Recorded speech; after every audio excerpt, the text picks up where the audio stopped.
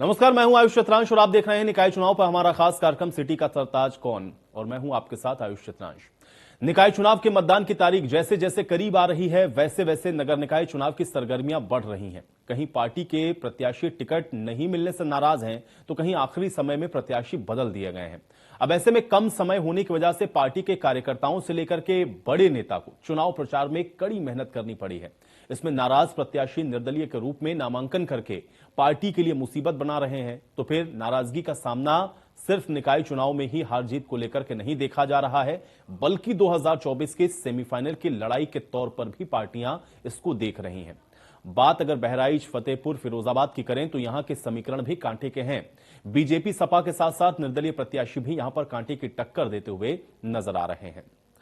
और अब पहले चरण में मतदान होना है। गोंडा, बहराइच, बलरामपुर, श्रावस्ती, गोरखपुर, देवरिया, महाराजगंज, ये पहले चरण में चूंकि 37 जिले हैं, इन सभी जगहों पर वोटिंग होगी। इसमें कुशीनगर भी है, गाजीपुर भी है, वाराणसी भी है। इन जगहों पर मतदान होना है। चंदौली और जौनपुर में भी 4 मई को वोट डाले जाएंगे। और दूसरे चरण के अंदर अगर आप देखें तो 8 मंडल हैं जहां पर वोटिंग होनी है। इसमें मेरठ, हापुड़, गौतम बुद्ध नगर, ये सब 8 वो मंडल हैं जहां पर मतदान होगा। गाजियाबाद, बागपत, बुलंदशहर ये सेकंड फेज में है। बदायूं, शाहजहांपुर, बरेली, पीलीभीत 11 मई दूसरे चरण की वोटिंग होगी। हाथरस, कासगंज, एटा और अलीगढ़, कानपुर नगर, फर्रुखाबाद, इटावा, यहां पर भी दूसरे चरण में मतदान होना है। फिर कन्नौज, औरैया और कानपुर देहात में भी दूसरे चरण में यानी कि 11 मई को मतदान होना है। हमीरपुर भी है, चित्रकूट भी है, महोबा भी है, बांदा भी है, यहां पर भी दूसरे ही चरण में मतदान होना है। अयोध्या, सुल्तानपुर, अंबेडकर नगर में भी वोटिंग दूसरे चरण में होगी। बाराबंकी, बदायूं, शाहजहांपुर, बरेली और पीलीभीत में भी आपको बता दें कि 11 मई को वोटिंग होनी है। तो कुल मिलाकर के 2 चरणों में आप देख रहे हैं कि ये जो मतदान है निकाय चुनाव का होगा। पहले चरण का हालांकि निकाय चुनाव का प्रचार का शोर थम चुका है। पहले चरण में 37 आपको बता दें कि जिले हैं जहां पर यह मतदान होगा। अलग अलग नगर पालिका परिषदों के लिए आपको बता दें, नगर निगम के लिए जो वोट हैं वो किए जाने हैं। तो 37 जिले हैं। 7 बजे से शाम 6 बजे तक यहां पर वोटिंग होगी और मतदान यहां पर 4 तारीख को होना है। 2017 में निकाय चुनाव में अगर आप देखें तो 3.35 करोड़ मतदाता थे और 2023 के निकाय चुनाव में 4.32 करोड़ मतदाता जिन्होंने अपने मत का इस्तेमाल किया। अब निकाय चुनाव का जो पहला चरण है वो 37 जिलों में होना है। इसके लिए चुनाव प्रचार का शोर थम चुका है। सहारनपुर, मुरादाबाद, आगरा, गोंडा, श्रावस्ती, झांसी, बांदा, लखनऊ, देवीपाटन, सीतापुर, ये निकाय चुनाव के पहले ही चरण में यहां पर मतदान होना है। गोरखपुर, वाराणसी, मंडलपुरा, रायबरेली, शामली, मुजफ्फरनगर, सहारनपुर, लखीमपुर खीरी, यहां पर भी मतदान निकाय चुनाव के पहले ही चरण में होना है। बिजनौर भी है, अमरोहा भी है, मुरादाबाद, रामपुर, यहां पर भी होगा। आगरा, फिरोजाबाद, मथुरा, मैनपुरी और बलरामपुर, यहां पर भी वोट डाले जाएंगे पहले ही चरण में। जालौन, ललितपुर, कौशांबी और प्रयागराज, इन जिलों में भी पहले चरण में मतदान होगा। फतेहपुर, प्रतापगढ़, उन्नाव, हरदोई और बहराइच, गोरखपुर, देवरिया, महाराजगंज, कुशीनगर, यहां पर भी पहले ही चरण में मतदान होगा। गाजीपुर, वाराणसी, चंदौली और जौनपुर भी प्रथम ही चरण में यहां पर निकाय के लिए जो वोट हैं वो डाले जाने हैं। अब निकाय चुनाव का रण है कुल अगर आप देखें तो 17 नगर निगम है। इसमें फिरोजाबाद, गाजियाबाद, गोरखपुर, झांसी, ये 17 नगर निगम जहां पर मेयर के लिए चुनाव होना है। कानपुर, लखनऊ, मथुरा, मेरठ, मुरादाबाद, प्रयागराज, सहारनपुर, वाराणसी, ये 17 नगर निगम है जहां के लिए मेयर के लिए चुनाव होगा। शाहजहांपुर चूंकि अभी हाल में ही नगर निगम बना है इसलिए पहली बार मेयर यहां पर भी चुना जाना है। तो कुल 17 नगर निगम के लिए आपको बता दें कि जो निकाय चुनाव है उसमें पहले चरण में मतदान होना है। फिरोजाबाद, गाजियाबाद, गोरखपुर, झांसी और निकाय चुनाव में इन सभी जगहों पर आपको बता दें कि ये वो नगर निगम है जहां पर वोट होने हैं। कानपुर, लखनऊ, मथुरा, मेरठ, मुरादाबाद, प्रयागराज, सहारनपुर, वाराणसी और शाहजहांपुर में पहली बार आपको बता दें कि नगर निगम बनाया गया है और इसलिए यहां पर निकाय अगर आप देखें नगर निगम के लिए तो मेयर के लिए पहली बार चुनाव होना है। तो ये चुनाव का पूरा समीकरण है जो हम आपको लगातार बता रहे हैं। कुल 37 जिले हैं, 17 नगर निगम हैं। इसके अलावा अलग अलग जगहों पे नगर पालिका परिषद है, नगर पंचायत है जहां पर वोट होने हैं। पहले चरण में 37 जिलों के अंदर वोट होना है और इसलिए पार्टियों ने अपनी अपनी जो तैयारियां हैं वो लगभग पूरी कर ली हैं। और इन सभी जगहों पर अब चूंकि पहले चरण का जो चुनाव प्रचार है वो थम चुका है, ऐसे में अब देखना यह है कि जनता आखिर किन कैंडिडेट्स को चुनती है, क्योंकि ये बहुत महत्वपूर्ण है। और 2024 से पहले इसलिए भी महत्वपूर्ण है क्योंकि 2024 के पहले ये कितना महत्वपूर्ण चुनाव है जिसमें निकाय तक जाकर के पार्टी अपनी पैठ बनाने की कोशिश कर रही है, क्योंकि इसको एक तरीके से 24 के सेमीफाइनल के तौर पर भी देखा जा रहा है। हालांकि ये बात अलग है कि विधानसभा चुनाव हो या लोकसभा के चुनाव हो या निकाय के चुनाव हो, हर चुनावों की प्राथमिकताएं जरूर अलग होती हैं, लेकिन वोटर्स का जो मूड है वो कहीं ना कहीं पढ़ने में पॉलिटिकल पार्टियां कोशिश जरूर करती हैं। और इसलिए भारतीय जनता पार्टी आप देख रहे हैं लगातार धुआंधार चुनावी प्रचार कर रही है। प्रमुख जो विपक्षी पार्टी है समाजवादी पार्टी, उसकी तरफ से भी लगातार प्रचार प्रसार किया गया है। बहुजन समाज पार्टी ने भी कैंडिडेट्स अपने उतारे हैं और भी पार्टियां आप देख रहे हैं कि कांग्रेस देख लें, आप आम आदमी पार्टी देख लें, सभी ने लगभग कोशिश ये की है कि अपनी जो मौजूदगी है उसको दर्ज जरूर करवाया जाए। अब ये जनता को तय करना है कि वो इस निकाय चुनाव में आखिर किसको चुनती है, किसको वो वोट करती है। ये बहुत महत्वपूर्ण रहेगा और देखना ये होगा कि इस बार ये जो निकाय चुनाव है उसमें किस पार्टी का परचम लहराता है। क्योंकि अगर पिछले आप ट्रैक रिकॉर्ड देखें, यानी कि इसके पहले जो निकाय के चुनाव हुए थे उसमें ज्यादातर सीटें ऐसी थी जिस पर भारतीय जनता पार्टी ने अपनी जो जीत है वो दर्ज करवाई थी। और इसलिए निकाय के अंदर या अगर आप देखें शहरों के अंदर अमूमन ये कहा जाता है कि भारतीय जनता पार्टी थोड़ा जो एज है वो लेकर के रहती है। और इसलिए अब विपक्षी पार्टियां जो लगातार हमले कर रही हैं, जो तमाम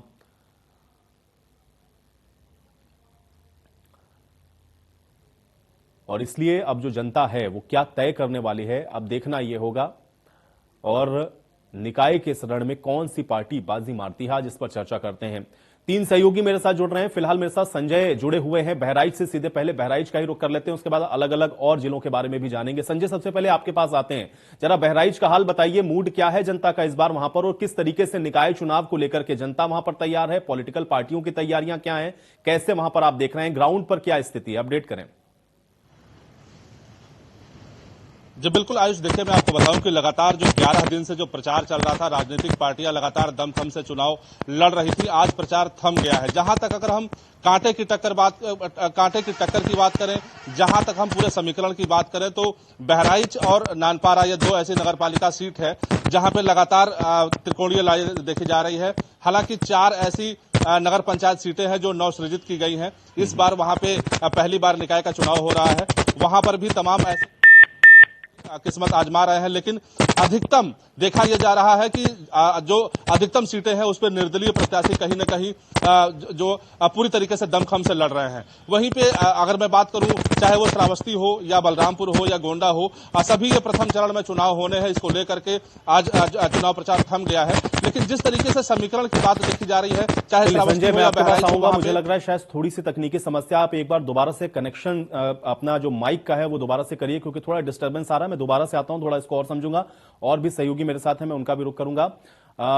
अनूप हमारे साथ जुड़े हुए हैं। अनूप, मैं आपके पास आता हूं। अनूप, जरा बताएं वहां पर इस समय फतेहपुर के अंदर क्या स्थिति है और मौजूदा अगर हम लोग देखें जो वक्त है इसमें किस तरीके से वहां का जो वोटर्स है वो आपको नजर आ रहा है? पॉलिटिकल पार्टियों ने क्या वादे किए हैं, किस तरह से वहां पर चुनाव कैंपेन चला है, जो प्रचार प्रसार हुआ है, फतेहपुर की ग्राउंड रिपोर्ट क्या है, हमारे दर्शकों को बताएं।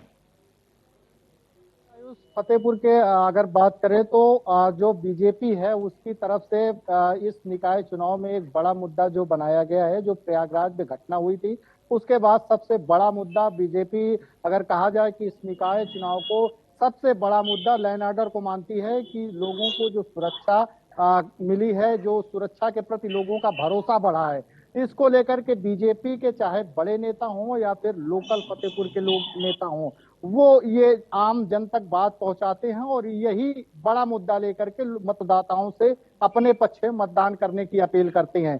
अगर फतेहपुर के 10 यहाँ फतेहपुर में 10 निकाय हैं, 2 नगर पालिका हैं, 8 नगर पंचायत हैं। चुनाव प्रचार आज थम चुका है, प्रशासन पूरी तरीके से अलर्ट है, लेकिन फतेहपुर की जो अधिकतर सीटें हैं निकाय की, उसमें समाजवादी पार्टी और बीजेपी के बीच लड़ाई देखने को मिल रही है।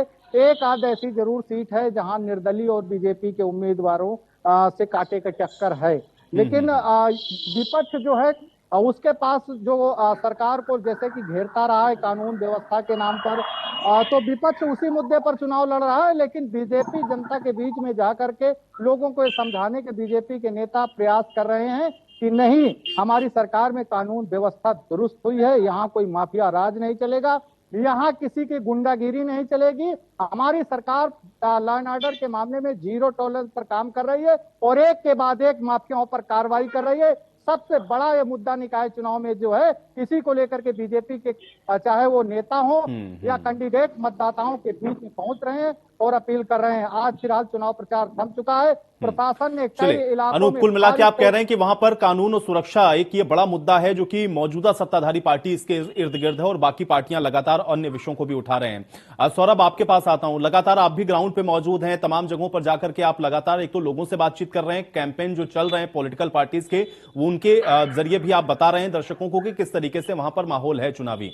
लेकिन प्रचार का जो शोर है वो हम लोग देख रहे हैं थमता हुआ नजर आ रहा है। अब वहां पर ग्राउंड पर क्या है और पूरा जो कैंपेन चला है, चुनावी प्रचार जो चला है, उसमें क्या कुछ नजर आपको आया? क्या मूड है जनता का? थोड़ा सा इसको बताएं फिरोजाबाद के अंदर। बिल्कुल आयुष, देखिए आज शाम 6 बजे के बाद बिल्कुल प्रचार प्रसार थम गया और सभी राजनीतिक दलों ने अपनी पूरी ताकत इस पर झोंक दी है।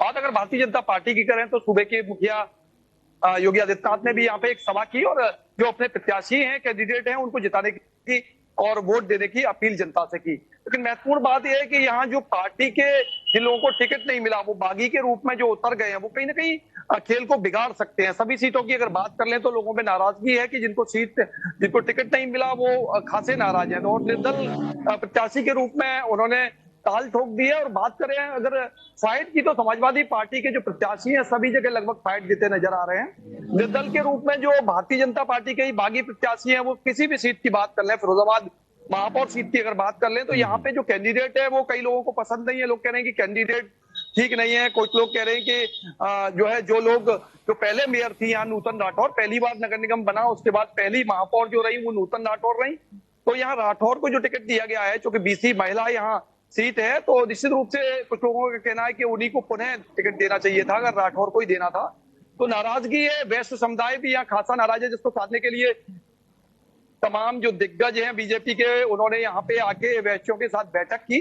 कुल मिला के पूरा चुनाव जो है बड़ा दिलचस्प है, रोचक है। यहाँ समाजवादी पार्टी से सीधी फाइट है और जो निर्दलीय हैं वो जरूर कहीं ना कहीं बीजेपी का खेल बिगाड़ सकते हैं, ऐसा माना जा रहा है। ग्राउंड पे जाके हमने लोगों से बात करी है तो लोग विकास के नाम पर ही वोट करना चाहते हैं, कैंडिडेट के नाम पर बिल्कुल वोट नहीं है, भारतीय जनता पार्टी के नाम पर, योगी मोदी के नाम पर वोट करना चाहते हैं। तो फिरोजाबाद की अगर बिल्कुल सौरभ, ये बड़ी बात आपने कह दी कि भाई देखिए विकास के नाम पर और योगी और मोदी के नाम पर कैंडिडेट्स को वो ज्यादा देख नहीं रहे हैं। थोड़ा सा इसको मैं और समझूंगा, लेकिन संजय मैं आपके पास आता हूं। संजय, एक तो आपकी बात अधूरी रह गई थी, दूसरा ये भी है कि क्या मुद्दे जो ग्राउंड पर होने चाहिए, क्योंकि निकाय चुनाव में तो विकास, डेवलपमेंट ये एक सबसे बड़ा मुद्दा होता है। क्या ये मुद्दे आपको बहराइच या पूरे जनपद के अंदर अलग अलग नगर परिषद या नगर पंचायतों में नजर आ रहे हैं, या वहां पर भी सुरक्षा या लॉ एंड ऑर्डर, इन्हीं मुद्दों को आप ज्यादा लोगों के ऊपर हावी होता हुआ देख रहे हैं? संजय, वहां पर क्या है, अपडेट करें। निश्चित तौर पर देखिए आयुष, मैं बताऊं कि चूंकि ये नगर की सरकार है, ऐसे में जो तमाम कहीं जो स्थानीय मुद्दे होते हैं वही उनके ऊपर हावी रहते हैं। सबसे बड़ी बात यह है कि चाहे वो जल की निकासी हो, चाहे वो नाली हो, चाहे रास्ते हो, इसको लेकर के जो यहाँ के मतदाता है वो वोट करने का पूरा विचार बनाते हैं। साफ तौर पर देखा गया है कि हम लोगों ने चाहे 8 सीटों पर जिस तरीके से ग्राउंड रिपोर्टिंग की है, ऐसे में साफ तौर पर मतदाताओं का यह कहना है कि देखिए ऐसा है कि किसी भी कीमत पे, क्योंकि बीजेपी की सरकार है और लगातार वो चाहे हिंदू हो और मुस्लिम हो, बीजेपी की सरकार वो सभी का ख्याल रख रही है। ऐसे में हम योगी और मोदी का हम ध्यान रखेंगे। लेकिन साफ तौर पे ये भी देखा जा रहा है कहीं ना कहीं, चाहे वो जरवल की सीट हो, कैसरगंज की सीट हो या पयागपुर की सीट हो, कहीं ना कहीं इस पे समाजवादी पार्टी के जो प्रत्याशी है वो भी टक्कर देते देखे जा रहे हैं। तो कुल मिलाकर के जिस तरीके से ये स्थानीय यानी जो नगरीय सरकार कही जा रही है, ऐसे में जो यहाँ के जो मतदाता है यानी वोटर हैं, वो पूरी तरीके से ये मुतमईन होना चाहते हैं कि आखिर में जो हमारा प्रत्याशी है तो क्या वो हमारा विकास कर पाएगा। क्योंकि लगातार बहराइच की अगर हम बात करें तो 10 साल से यहाँ पे रेहान और उनकी पत्नी रूबीना का यहाँ पे शासन रहा है। ऐसे में तमाम बहराइच के लोग हैं वो इसलिए परेशान है कि तमाम ऐसे मोहल्ले हैं वो जलभराव की स्थिति से परेशान है, लेकिन वहां पर किसी भी कीमत पर कोई विकास कार्य नहीं किया गया। वहीं अगर हम नानपारा की बात करें तो 1989 से लेकर के अभी तक वहां पे कमल नहीं खिला है, लेकिन इस बार कयास ये लगाया जा रहा है कि शायद वहां पे कमल खिल सकता है। क्योंकि साफ तौर पे जो भी मंत्री यहाँ डॉक्टर संजय निषाद आए थे, उन्होंने साफ तौर पे ये कहा कि हमारी जो योजनाएं हैं वो हिंदू और मुस्लिम, सिख और ईसाई सभी के लिए बराबर है। ऐसे में लोग ये चाहते हैं कि अगर प्रदेश में और केंद्र में अगर बीजेपी की सरकार है तो नगर की सरकार भी बीजेपी की हो, ताकि चाहे वो जिले हो या क्षेत्र हो उसका विकास हो सके। जी संजय, लेकिन एक चीज बताएं, क्योंकि बड़ा महत्वपूर्ण होता है और निकाय चुनाव में हम लोग देखते हैं कि लोग बड़ी कोशिश करते हैं टिकट मिल जाए, लेकिन जिनको टिकट मिलता नहीं वो अपनी पार्टी के ही खिलाफ या तो निर्दलीय या तो उनके अगेंस्ट कैंपेन करने लग जाते हैं। क्या निर्दलीय वहां पे कहीं खेल बिगाड़ते हुए आपको दिख रहे हैं? जी बिल्कुल। अगर मैं नानपारा की बात करूं और अगर मैं रुपैडीहा की बात करूं तो दो ये सीटें ऐसी हैं जहां पे निर्दलीय प्रत्याशी निश्चित तौर पे बीजेपी और समाजवादी पार्टी का खेल बिगाड़ते दिखाई पड़ रहे हैं। रुपैडीहा की अगर मैं बात करूं तो वहां के प्रत्याशी जो निर्दलीय जुबेर फारूकी हैं, पूरी तरीके से जो लोग हैं वहां पे वो उनका नाम ले रहे हैं। तो कहीं ना कहीं जैसे लोगों के अंदर एक नाम चलता है कि हमें किसको वोट करना है। हालांकि इस बार ये भी देखा गया है कि जो वोटर है वो साइलेंट है और इसको लेकर के चाहे वो बीजेपी का खेमा हो या समाजवादी पार्टी का खेमा हो या आम आदमी पार्टी का खेमा हो, ये सभी लोग परेशान है कि आखिर में वोटर किसको वोट करेगा। लेकिन कहीं ना कहीं जिस तरीके से प्रदेश में और केंद्र में जिस तरीके से विकास की राह दिखाई पड़ रही है और लोग लगातार ये देख रहे हैं कि चाहे वो राशन हो, चाहे वो उन्हें आवास हो या उन्हें स्वच्छ जल पीने का पानी हो, ये सारी चीजें जो है वो सरकार मुहैया करा रही है। और कहीं ना कहीं सरकार साफ तौर पे निष्पक्ष होकर के, जैसे अभी हाल ही में योगी आदित्यनाथ ने गोरखपुर में साफ तौर पे एक शब्द कहा था कि मेरे लिए हिंदू और मुसलमान दोनों बराबर है, मैं कभी भी इनको अलग अलग आंखों से नहीं देखता। ये बात कहीं ना कहीं लोगों के अंदर है और यही सोच करके लोग ये लगातार ये प्रयास कर रहे हैं कि अगर हमारी नगर की सरकार भी अगर बीजेपी की होती है तो शायद हमारे जो शहर है, जो हमारा जो नगर है, उसका विकास हो सके। जी आयुष। बिल्कुल अनूप, आपसे भी मेरा यही सवाल है, क्योंकि निर्दलीय हम लोग हमेशा देखते हैं कि खेल बिगाड़ देते हैं। अगर या तो टिकट मिल गया तब तो ठीक है, नहीं मिला तो अलग से ताल ठोक दी, या तो किसी और का खेल बिगाड़ रहे हैं या अलग तरीके से कैंपेन चलाने लगते हैं। क्या निर्दलीय वहां पर भी फतेहपुर के अंदर लोगों का खेल बिगाड़ते हुए नजर आ रहे हैं? किन सीटों पर ये प्रभाव डाल सकते हैं? अनूप, थोड़ा इसको अपडेट करें। देखिए, बिल्कुल जैसा कि फिरोजाबाद से हमारे साथी कह रहे थे कि वहां बीजेपी के जो बागी हैं वो खेल बिगाड़ रहे हैं, वही कंडीशन सेम फतेहपुर में है। फतेहपुर में बीजेपी के कई ऐसे नेता हैं जो उनको टिकट नहीं मिला, इसके बाद वो बागी हो गए और निर्दलीय ताल ठोक दिया है। इसके बाद वो कहीं ना कहीं बीजेपी के लिए ही मुसीबत बने हुए हैं। ऐसे खखरेरू नगर पंचायत है, वहां से बीजेपी के बागी कैंडिडेट हैं, वो चुनाव मैदान में हैं। उनकी सीधी जो लड़ाई कहीं ना कहीं बीजेपी के ही कैंडिडेट से मानी जा रही है। और कम से कम 1 दर्जन ऐसे जो छुटभैया नेता थे वो बीजेपी से बागी हुए हैं। इसके बाद बीजेपी ने उनको पार्टी से बाहर भी किया है। लेकिन सबसे बड़ी बात है कि इस चुनाव में निश्चित रूप से ये बात कही जा सकती है कि बीजेपी के लिए ये जो बागी नेताओं की एक लॉबी है वो कहीं ना कहीं खेल बिगाड़ सकती है।